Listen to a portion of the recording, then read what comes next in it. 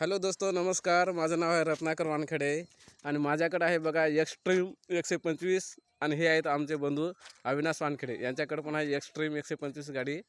बघा, यांची ब्लॅक आहे आणि माझा ब्ल्यू कलर आहे. तर या दोन्हीमध्ये किती फरक आहे आणि काय डिफरन्स आहे हे तुम्हाला अविनाश वानखेडे हे सांगतील.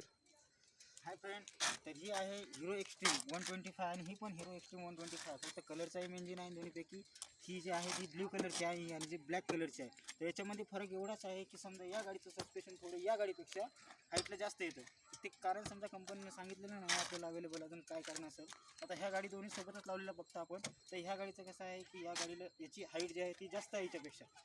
बाकीचं वायरिंग वगैरे इंडिकेटर वगैरे सगळं दोन्हीचं जे आहे ते सिस्टम एकच दिलेलं आहे. स्टँड वगैरे आणि टायरचं थोडं चेंज झालेली सिस्टम. कसं की हिचे जे आहेत ते MRF दिलेले आहेत, हिचे झक्करचे टायर दिलेले आहेत. असं एक वेगळं फील येते या गाडीचं. आता ह्या गाडीचा जे चेहरा आहे या गाडीपेक्षा थोड्या हाईटने जास्त दिसतो. तर करावं तिकडे त्या गाडीची जी हाईट आहे या गाडीपेक्षा जास्त आहे याची.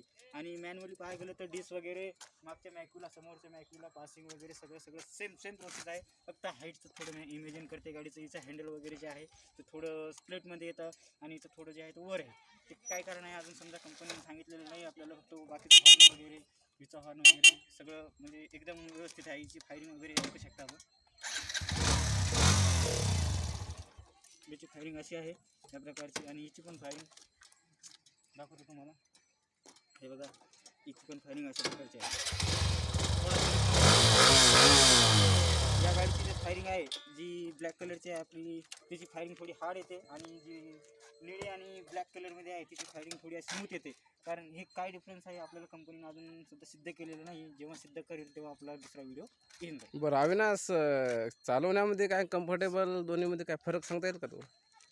चालवण्यामध्ये जर म्हणलं तर ह्या गाडीचं जे आहे तर पिकअप थोडं या गाडीपेक्षा हाय दिसतं. या गाडीचं पिकअप कारण की उंची आणि हिची हाऊसिंग वगैरे थोडी जास्त उंची वाटते.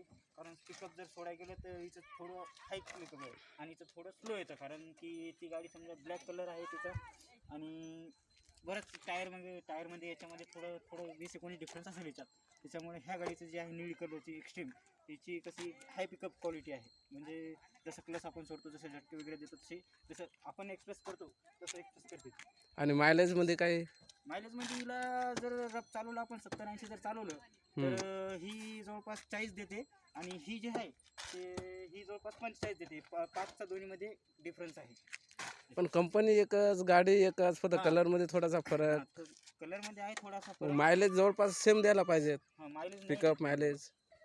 तेच आपण कंपनीला एक रिक्वेस्ट टाकायची की ह्या गाड्या दोन्ही ज्या आहेत ह्या दोन्हीमध्ये खूप म्हणजे दिसायला एकच आहेत पण डिफरन्स काय आहे. कारण तर याचा हाईटचा एक डिफरन्स आहे, परत मायलेजमध्ये एक डिफरन्स आहे. ते काय कारण आहे ते आपण कंपनीवाल्यांना आपण अशी कमेंट करू शकतो. आणि दोन्हीमध्ये MRP प्राईजमध्ये काय फरक? प्राईजमध्ये हिची जर किंमत बघायला गेलं तर आय थिंक 1,28,000 होती आणि हिची किंमत आता झाली आय थिंक 1,32,000 रुपये. तर दोन्हीचं 4-5 हजार रुपयानं समजा इमेजिंग जास्त आहे. या गाडीची थोडी डाऊन किंमत आहे, हिची थोडी जास्त आहे. जास्त किंमत आहे का? कारण की आपण जर तसा विचार करायला गेलो तर आपण काय म्हणायचो की समजा कलरमुळे आपण हिचा समजा प्राईजमध्ये वाढ असेल. पण जर हिचं कलरमध्ये जर वाढ दिली असेल तरी हिच्या फीचरमध्ये त्याच्यामुळे बरोबर दोन्हीची किंमत सेम असायला पाहिजे. अच्छा. धन्यवाद अविनाश राव माहिती दिल्याबद्दल. थँक्यू.